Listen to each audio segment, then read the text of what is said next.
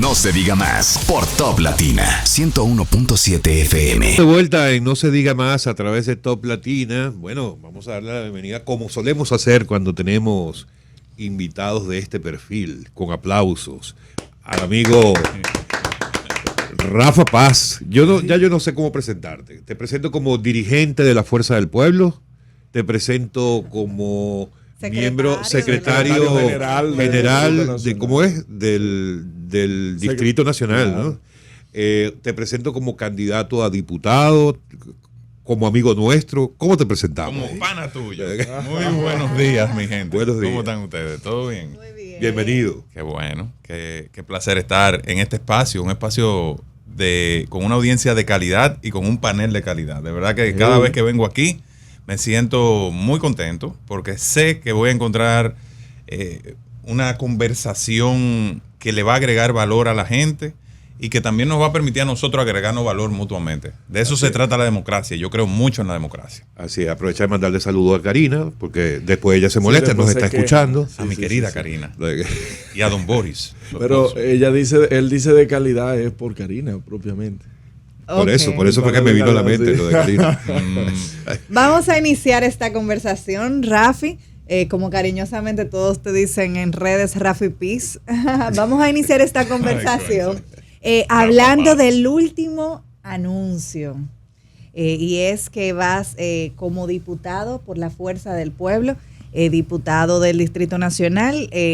Todos vimos y todo lo que seguimos tu carrera, podemos ver cómo tú has avanzado en política, desde estar en el PLD, pasarte a la Fuerza del Pueblo, y como que no todos quedamos satisfechos con esta curul que te espera, porque esperábamos quizá algo más importante para un dirigente tan importante. Entonces me gustaría saber cómo tú lo ves, cómo tú lo valoras.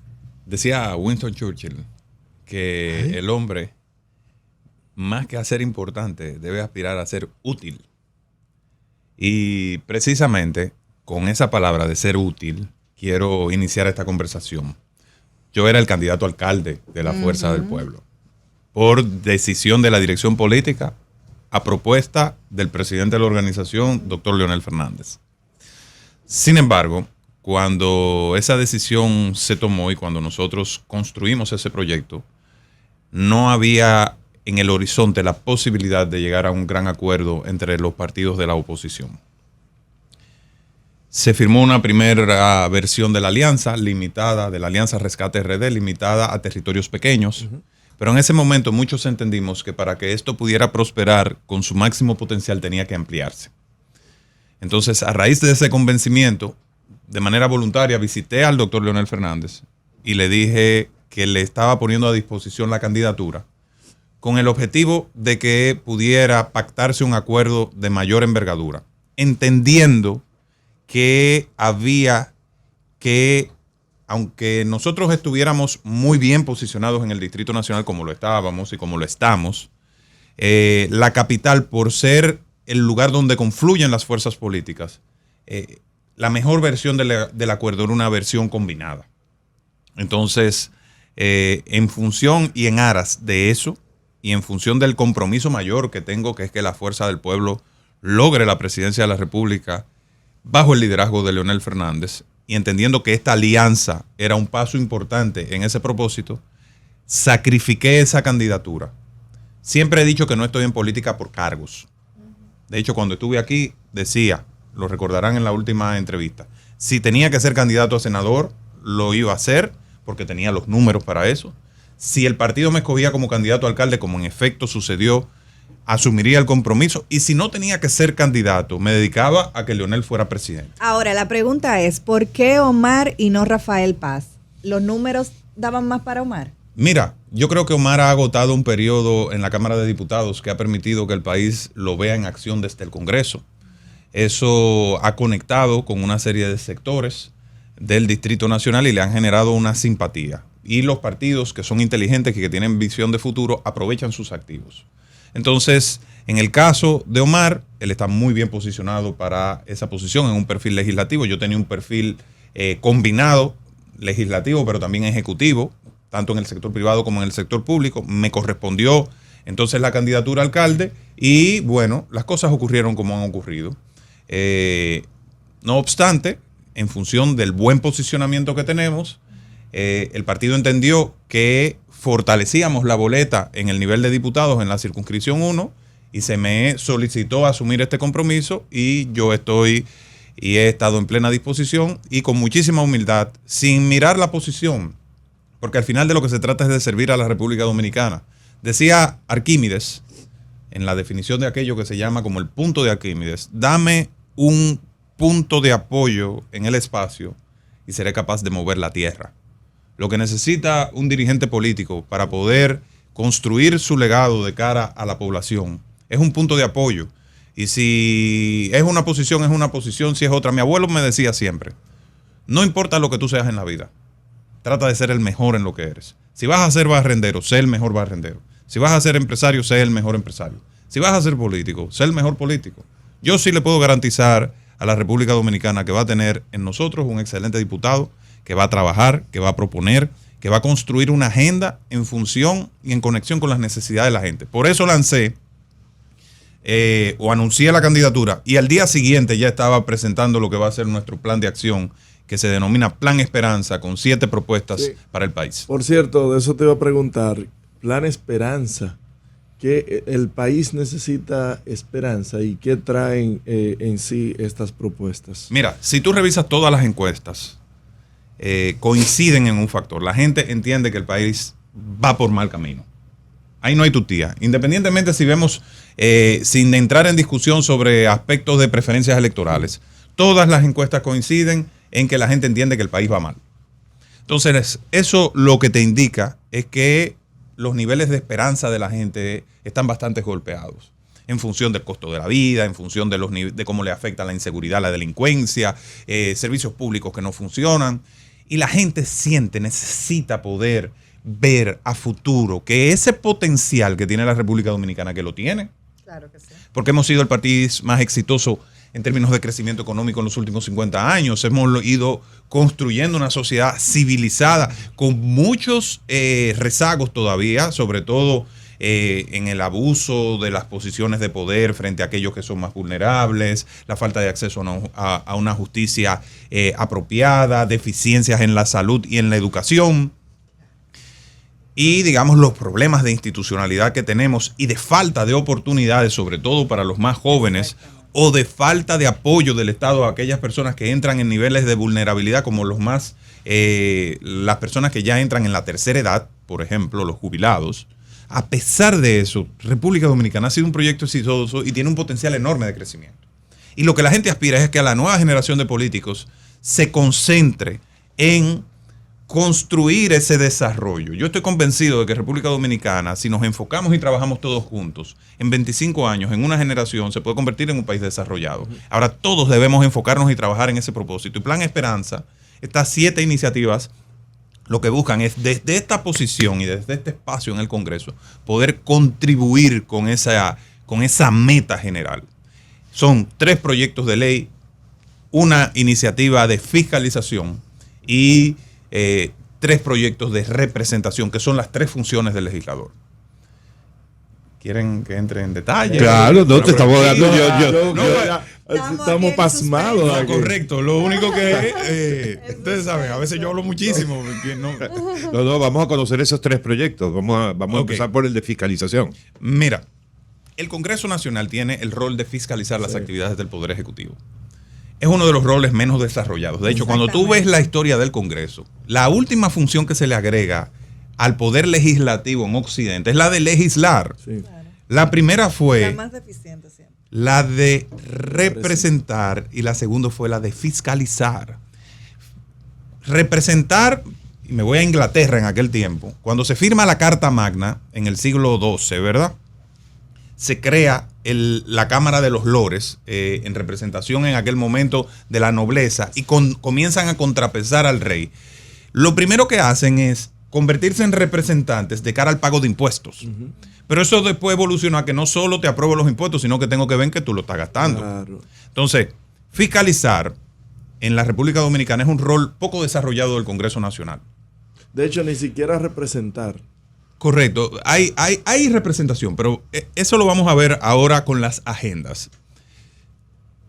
El Congreso carece de herramientas técnicas para poder sentarse de igual a igual al Poder Ejecutivo y poder evaluar a fondo las propuestas que le hace, sobre todo en la parte presupuestaria, en la parte de deuda pública, en la parte de recaudación. Y yo estoy proponiendo 3 iniciativas. La primera es crear lo que he denominado como la OASEP 4.0, la Oficina de Análisis, Evaluación, Seguimiento del Presupuesto Nacional, como órgano técnico del Congreso, con especialistas en finanzas públicas, en economía, en contabilidad, en derecho también. Es un perfil combinado que le permita al Congreso tener un cerebro permanente de análisis de las finanzas públicas en todos los componentes. Las recaudaciones. El presupuesto del Congreso. Todo esto es pagado por el presupuesto del Congreso. Okay. Como en Estados Unidos, por ejemplo, sí, que el Congreso tiene el Congress Budget Office, la oficina de presupuesto del Congreso, que es como una estructura espejo de la oficina de presupuesto. ¿En qué se gasta eso? Correcto, de la oficina de presupuesto de los Estados Unidos. Entonces, tú tienes un técnico que es especialista en finanzas, por ejemplo, en el Ministerio de Hacienda, de primer nivel, con maestría o casi doctorado en economía. Bueno, por eso mismo tú lo tienes en el Congreso, y cuando nos estamos sentando de igual a igual. Y yo voy a saber en qué tú estás gastando. Si tú me estás diciendo que tú estás disponiendo que el 7%, el 8%, el 9%, el 10%, el 12% o el 15% del presupuesto va a inversión pública, yo voy a tener la herramienta para poder comprobar que eso es así. Si tú me estás diciendo que estás consignando para el autismo, por ejemplo, que es una de las causas, claro, y lo veremos más adelante, con las que estoy comprometido, está consignando 300, 400, 500 millones para las personas que tienen trastorno del espectro autista, entonces yo voy a poder verificar eso. La segunda propuesta es la creación de una oficina de supervisión de los programas de inversión del gobierno, de las obras públicas. Nosotros necesitamos poder verificar que las obras que construye el Estado realmente cumplen con las especificaciones técnicas que se establecen en los pliegos de condiciones para su construcción. Una pequeña OISOE. Diferente, porque no va a construir absolutamente nada. Lo único que va a hacer es supervisar y vigilar y comprobar que esa inversión se está haciendo de manera correcta, que los recursos llegaron, y así el Congreso va a verificar, va a garantizar la calidad de la obra pública. Pero de forma tal que los inclusive a un ministro de Obras Públicas de un posible gobierno del presidente Fernández. Es que las interpelaciones son actos inteligentes de discusión entre el Congreso y el Poder Ejecutivo. No es una iniciativa para arrinconar y destituir a un ministro. Interpelar lo que significa es venga y responda. Y si yo le voy a preguntar, tengo que preguntarle sobre base sólida, no sobre politiquería, sino sobre elementos objetivos, claros, científicamente demostrables. Esa es la democracia inteligente a la que yo apuesto. La tercera iniciativa es la aprobación de la Ley de Fiscalización y Control, que está elaborada y sometida al Congreso desde el año 2010. De hecho, para que ustedes lo sepan, el primer borrador de la Ley de Fiscalización y Control, la primera iniciativa que se sometió, la redactó este joven que está aquí, cuando era asesor del Senado de la República. Pero desde el 10, vamos para el 2024, no se ha podido aprobar. El Congreso no tiene reguladas sus facultades para llamar a los ministros, interpelarlos, para crear comisiones de investigación. O sea, una comisión de investigación, por ejemplo, debería tener acceso a información privilegiada que hoy no tiene, porque es una decisión de una Cámara Legislativa que tiene el nivel cuasi de ley, ¿me entienden? O sea, y tiene que estar investida de una autoridad para poder acceder a información, conectarse con el sistema de justicia, etcétera. Y todo eso tiene que estar normado por la ley. Esa es la parte de fiscalización. Ahora, en la parte legislativa son, como les dije, 3 proyectos de ley fundamentales. El primero es una ley de capitalidad, ley de capitalidad DN competitivo y sostenible. Así la hemos titulado. La capital no es una provincia ni es un municipio. Eso es lo primero que debemos entender. La capital es un territorio especial creado por la Constitución de la República donde reside el gobierno nacional. Es el centro financiero, económico y social del país. La capital es un centro de servicios para todo el país. Por lo cual, lo que aquí ocurre termina impactando en toda la República Dominicana. Sí. Por lo cual, la capital no puede ser gobernada como se gobierna el municipio de Jaquimelles, por ejemplo, sino que necesita un gobierno de la ciudad con facultades para poder coordinar aspectos que son más complejos que cualquier pueblo del país. Sí.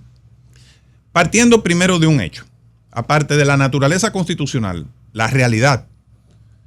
Este es el territorio más denso de la República Dominicana en términos de población. Mientras el país tiene una densidad poblacional de 215 personas por kilómetro cuadrado, aquí hay una densidad poblacional de 11.498 personas por kilómetro cuadrado.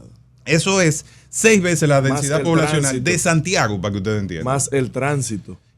Entonces, ¿qué genera eso? Eso genera problemas complejos en 3 grandes aspectos. Tránsito y movilidad, transporte, ¿verdad? El tema de seguridad, o sea, tú trazar políticas de seguridad para un territorio así es mucho más complejo que para Monteplata, por ejemplo. Y el otro aspecto es la gestión de recursos estratégicos como el agua y los desechos. Me refiero al alcantarillado y al drenaje pluvial. En ese proyecto de ley, nosotros estamos creando el mecanismo para financiar el dolor de cabeza de los capitaleños, el drenaje pluvial, que tiene un costo de entre 700 y 1.000 millones de dólares. Nosotros estamos proponiendo que lo que se recauda por IPI, por el impuesto a la propiedad inmobiliaria, que es un impuesto de naturaleza municipal, que hoy el gobierno lo toma. Absórbese. Claro. Por el IPI se recaudan aproximadamente 5.000 millones de pesos anuales y ese impuesto crece como un 7% anual.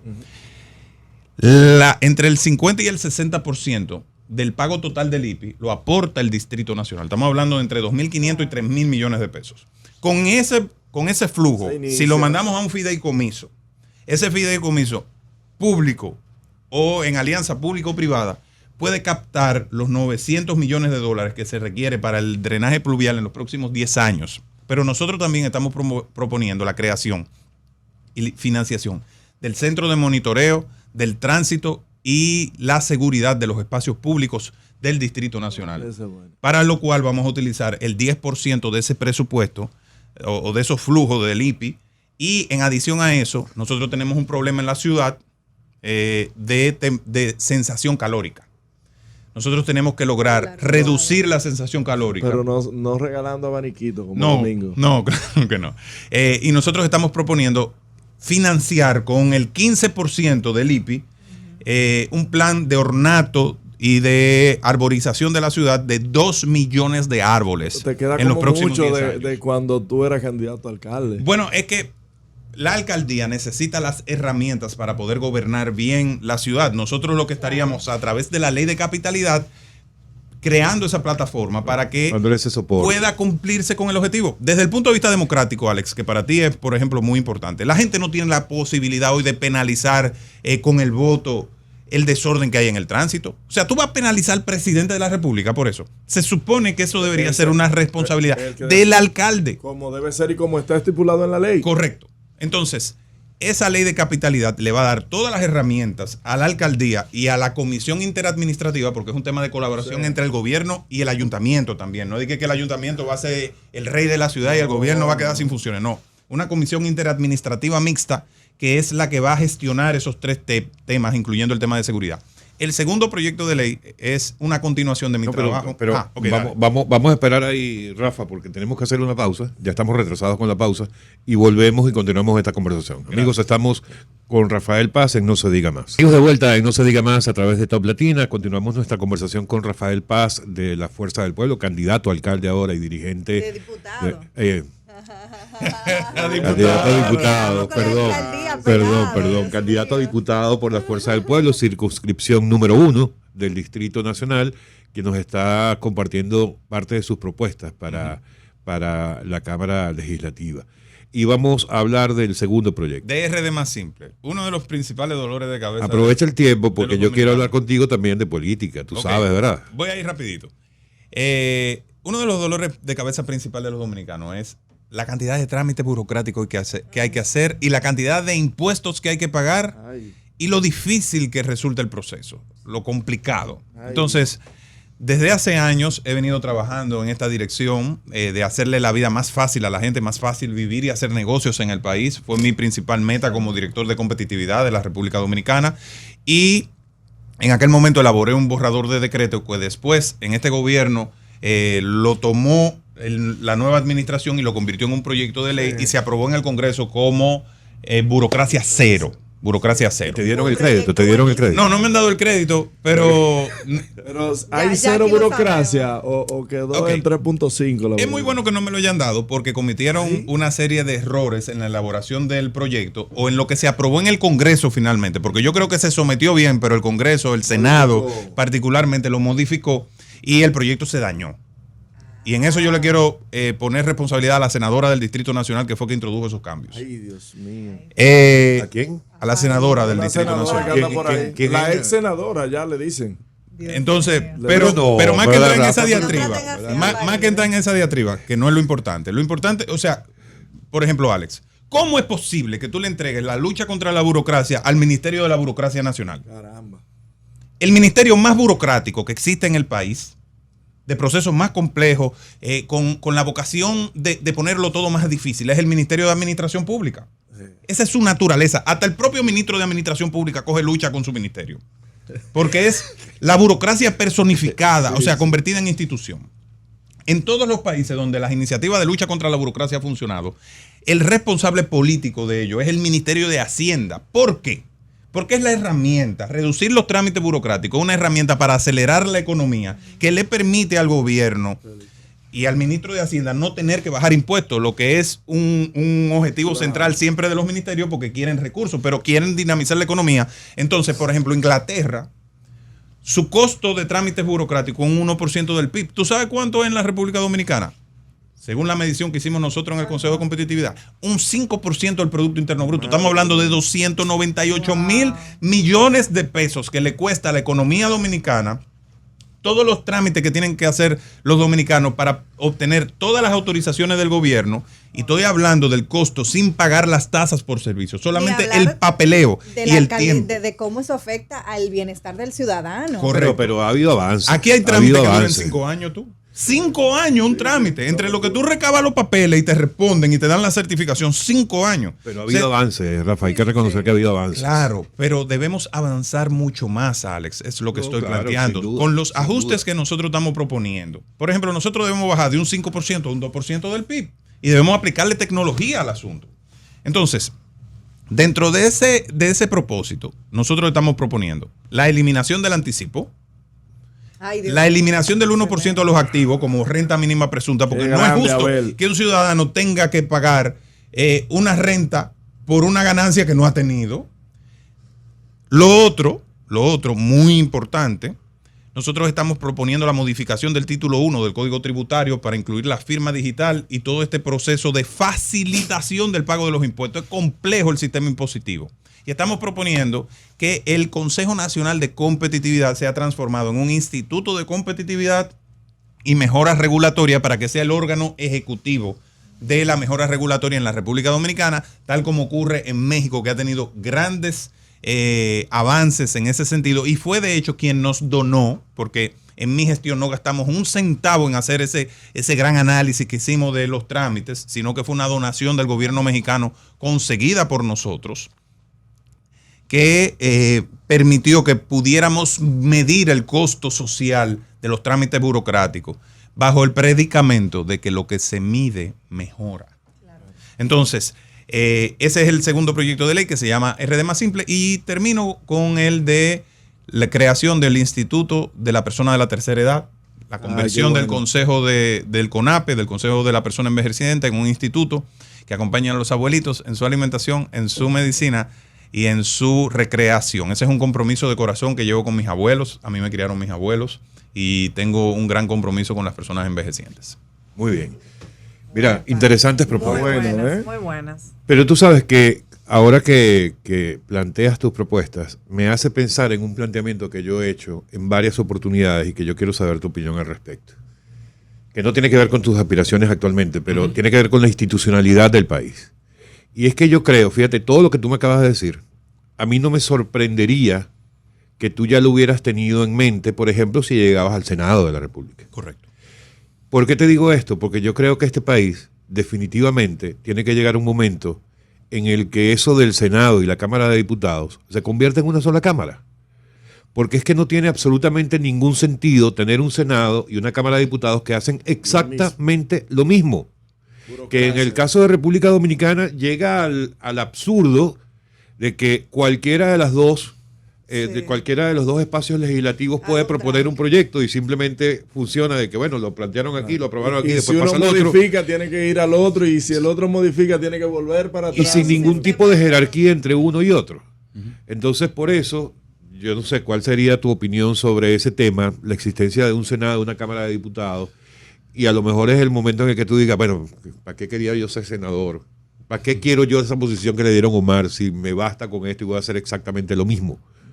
Mira, déjame decirte, yo he estado conversando con un grupo de amigos y reflexionando sobre la necesidad en el mediano plazo, no como una iniciativa de corto plazo, porque esto implicaría reformas constitucionales, de abordar una reforma política en la República Dominicana. Bueno, con Rudy de los Santos, que es un gran amigo que sirve como punto de articulación de muchos grupos sociales y políticos de todos los partidos en un espacio que tenemos que se llama Amigos que Suman. Hemos estado reflexionando sobre la necesidad de abordar una reforma política en el mediano plazo. Yo soy de los que cree, por ejemplo, que la Cámara de Diputados debería ser menos numerosa. Yo apuesto o he pensado en un modelo donde nosotros tengamos 120 diputados territoriales, que es como se elige actualmente, y una lista de 30 diputados nacionales para totalizar 150. Porque eso permite que dirigentes, por ejemplo, que no tienen la capacidad o sea, dirigentes altos de los partidos políticos que tienen una carrera de mucho nivel, que son dirigentes nacionales, puedan ir en las listas nacionales y fortalecer la calidad del Congreso.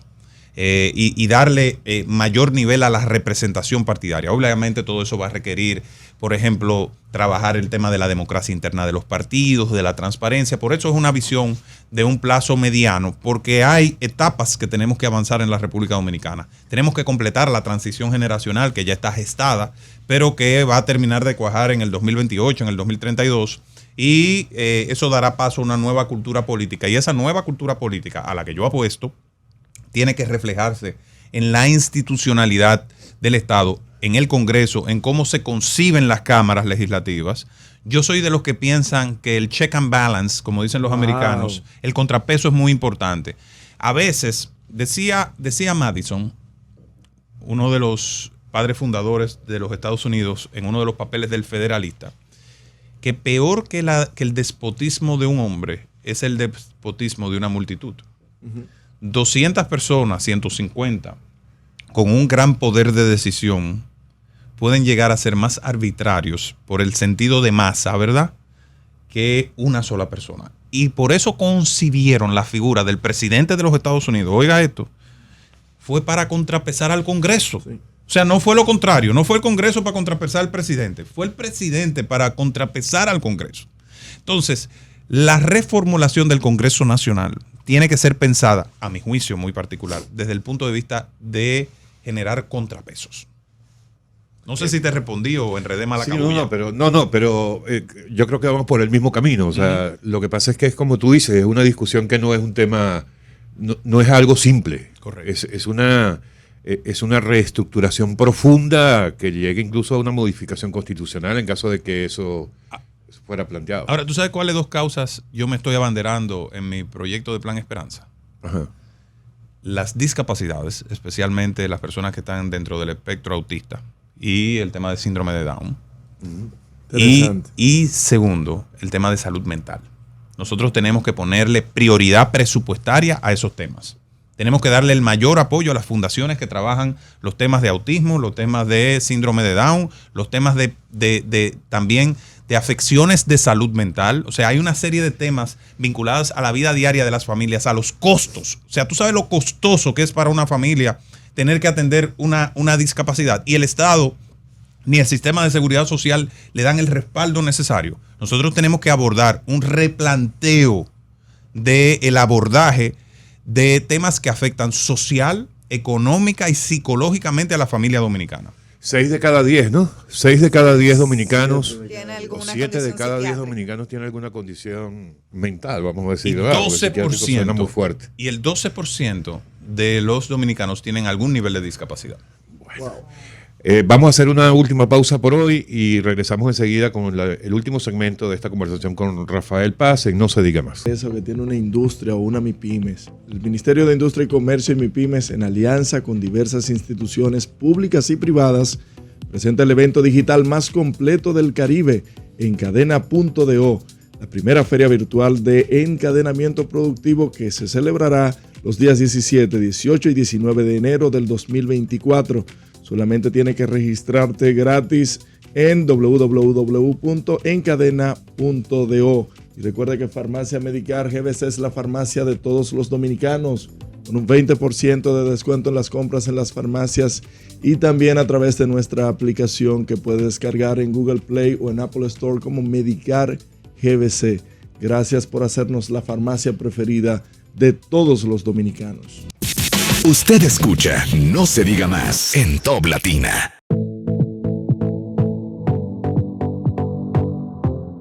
Amigos, de vuelta en No se diga más a través de Top Latina. Vamos al último segmento. Rafa, tenemos que hablar de política. Lo siento. Tú me permites hacer un paréntesis rapidito. Ajá. Se cumplieron los 120 días que establece la ley de autismo, de apoyo a la persona con trastorno del espectro autista, de TEA, y debió entrar en vigencia, pero falta el reglamento que debe emitir el Poder Ejecutivo. Entonces quiero aprovechar para hacerle una petición al presidente Abinader de que agilice la emisión de ese reglamento para que las miles de familias que están sufriendo esta afección puedan encontrar una mano amiga del Estado en esto que es tan delicado para todos aquellos que están en esta situación. Me parece genial ese llamado y que el presidente se pueda emplear en esto, ya que ya tiene sus jueces en el Tribunal Constitucional. Bueno, pues que se emplee ya en una labor más firme y fiel. De Rafael Paz de cómo él hace oposición, viejo, de verdad. Pero eso no es Tienes oposición. que aprender del ejemplo que te están dando. Eso no es oposición. Rafa, Dios mío. Quiero mis jueces. Tu aliado de Rescate RD acaba de ponerme otro tema sobre la mesa, sobre el cual te voy a tener que preguntar. De acuerdo. Anoche se decidió la designación de 5 nuevos jueces del Tribunal Constitucional y todo lo que ocurrió alrededor de esa designación durante la reunión y una vez hecho el anuncio, en lo personal lo tomo como una clara demostración de que esa alianza no está muy bien. Oye, ahora. ¿Por qué lo digo? Bauta Rojas, Fuerza del Pueblo, se salió de la sesión del Consejo diciendo que él no iba a validar lo que estaba pasando allá adentro. No dijo qué era lo que estaba pasando allá adentro. Y se fue. Cosa que no es inédita porque en su momento yo creo que Paliza también lo hizo en algún momento, en alguna otra designación. Cuando era otro Paliza.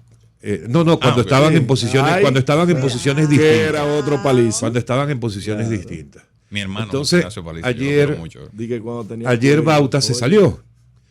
Pero allá adentro se quedó, por ejemplo, Víctor Fadul. Acompañado de Dantes, por cierto. Pero una pregunta asesor. o un comentario. Entonces, eso no es una clara demostración. Bueno, lo de Fadul es una clara demostración de que él estuvo de acuerdo con esa designación, porque de hecho su voto fue a favor del nuevo presidente del Tribunal Constitucional, Napoleón Esteves. Cosa que fue calificada por el candidato presidencial del PLD como una desvergüenza del presidente Abinader. Entonces, esas dos posiciones claramente opuestas no es una señal de que esa alianza no está tan sólida, o fue una improvisación de Bauta, no se pusieron de acuerdo, no les dio tiempo para ponerse de acuerdo y fijar una sola posición con respecto al Consejo de la Magistratura. ¿Qué pasó allí? Mira, Alex, yo lo que vi es que hay coherencia entre la posición de Bauta y la de Abel Martínez, que es el candidato del Partido de la Liberación Dominicana. Eso es lo que yo tengo Fadul por Fadul fue el que se salió del carril. Eso yo no lo tengo, no tengo constancia de eso, porque los votos no se han hecho públicos de manera oficial y todo lo que hay alrededor. Pero no se salió de la sesión como se salió Bauta. De forma. Yo creo que el cuestionamiento de Abel Martínez va en línea con la actitud que asumió Bauta Rojas. Entonces, eso es una demostración de fortaleza de lo que es el criterio de la oposición alrededor de esto. Y yo lamento muchísimo que después de habernos dado un tribunal constitucional con la categoría, con el nivel de unidad nacional alrededor de su calidad, como el encabezado por Milton Ray Guevara, genial, hoy estemos expuestos a este tipo de cuestionamientos. Se supone que los países van avanzando y que debimos concertar una fórmula que recibiera el respaldo de todos los sectores políticos y sociales, como se logró en el año 2011 con la elección del Tribunal Constitucional encabezado por Milton Ray Guevara. Yo lo dejo hasta ahí, Alex. Pero fíjate que el propio Milton Ray Guevara, anoche mismo, en su cuenta de Twitter, reconoce el trabajo del Consejo Nacional de la Magistratura en esta designación y elogia particularmente la designación del nuevo presidente. Sí, Alex, pero no se tiene el nivel de consenso generalizado alrededor de eso. No, los únicos son Bauta y Abel, claro, bueno, y Máximo. La mitad del país. Continúa. Pero ¿cómo vas a decir la mitad del país? Continúa, Alex. ¿Cuál era la otra pregunta? Óyeme, todos los del mundo jurídico de este país han salido a reconocer siempre las virtudes. Pero hay que reconocer que son buenos profesionales. Mañana afuera que se pongan en contra para después ir al tribunal. El tiempo dirá. El tiempo dirá. Correcto. Entonces, lo que ha demostrado la experiencia, y mira, yo soy un estudioso de la historia y de los procesos políticos. Cada vez que hay un cuestionamiento en la selección de un órgano a nivel político, eso genera consecuencias posteriores que son negativas para el país. Pasó con la Junta Central Electoral de Morel Cerda, pasó con aquella Cámara de Cuentas de Máximo Castillo Salas, pasó también con la Cámara de Cuentas que fue sometida a un juicio político en el año 2006 o 2007. O sea, tenemos en el país que poder construir procesos para la selección de estos organismos que vayan más allá de las mayorías coyunturales o del nivel de simpatía y apoyo que podamos tener. O sea, tenemos que aprender qué temas politizar y qué no. Es que los temas... Mira, porque cualquiera te podría preguntar hoy día, por ejemplo, si fue también Luis Abinader el que nombró a Napoleón Esteves en el año 2019 como juez de la Corte Suprema. Pero sí fue Luis Abinader. Pero sí quien nombró a Fides Aristi. No, le estoy preguntando a nuestro invitado. ¿Fue Luis Abinader el que designó a Napoleón Esteves como juez de la Suprema en el 2019? Mira, Alex, yo decía al principio de esta entrevista que lo que me gustaba de venir aquí era que se generaba un debate de mucha calidad que agregaba valor a la gente. Yo siento que hay retos que tiene la República Dominicana, más allá de las particularidades, y que los miembros de la clase política debemos abonar a que esos retos, digamos, sean superados. Tú sabes una de las cosas que a mí me está preocupando más del debate político hoy, que se habla de politiquería y de politizar. Los temas de políticas públicas son de naturaleza política y son parte del debate. Ahora, el debate tiene que ser de calidad, de altura, con fundamento, en función del estudio, en función del conocimiento y en función de un propósito general. Siempre he dicho que por encima de los colores partidarios está el país. Ahora, cuando uno tiene la oportunidad de decidir, puede hacerlo. Mira, por ejemplo, en el año 1997 se eligió una Suprema Corte de Justicia, que fue la primera elección que hizo cuando se reunió el Consejo Nacional de la Magistratura, que lo convocó por primera vez Leonel Fernández. Y voy a aportar algunos datos históricos. El presidente que más ha convocado el Consejo Nacional de la Magistratura ha sido Luis Abinader, con 3 convocatorias. El segundo fue Leonel Fernández, y a Danilo le tocó una convocatoria. Entonces, en el 1997 se eligió una Suprema Corte de Justicia de mucho peso ante la sociedad. Pero Hipólito, posteriormente, convocó el Consejo Nacional de la Magistratura y eligió 3 jueces, que eran 3 robles en términos jurídicos, gente muy respetada, pero lo hizo sin consenso, y eso le generó a gente de mucha calidad un cuestionamiento en ese momento por parte de la oposición. Entonces, al final, eso contribuyó a debilitar la imagen pública del organismo. Yo siento que el presidente de la República debió apostar más a la concertación en este aspecto, al consenso, para evitarnos estas situaciones. El país merece poder avanzar, Alex. No puede ser que para una cosa Luis Abinader le haga caso al clamor popular, pero para las sustanciales no. Mira, por ejemplo, el caso de Aerodón. El gobierno está obstinado en aprobar ese contrato en contra de viento y marea, cuando hay un cuestionamiento a incluso la transparencia contra la que se negoció, 1 año negociando en secreto. La aprobación de un proyecto de ley para darle la vía para renegociar el contrato, someterlo al Congreso y aprobarlo sin leerlo. O sea, se supone que ese tipo de cosas deberíamos irlas superando para que la gente entienda y sienta que la democracia va tomando más fuerza, que los organismos como el Congreso son más respetados dentro de la articulación del poder del Estado. Entonces, eso es lo que nosotros ofrecemos también, y ahora vuelvo a mi candidatura. Cuando vayamos al Congreso, nos haremos abanderados en todas las circunstancias de hacer un ejercicio responsable de la función del legislador, partiendo de un hecho. El cerebro crítico del Estado dominicano es el Congreso Nacional. Claro. Es el espacio donde se discuten los temas y se hacen transparentes. Entonces, apostemos a la democracia de calidad. Gracias, Rafa. Por estar con nosotros. Nos tomamos 2 minutos de más. Una ñapa. Gracias. Ha sido Rafael Paz, candidato a diputado por la 1 del Distrito Nacional de la Fuerza del Pueblo y dirigente nacional de ese partido. Amigos, será hasta mañana jueves. Chau. Bye bye. No se diga más. No se diga más por Top Latina 101.7 FM.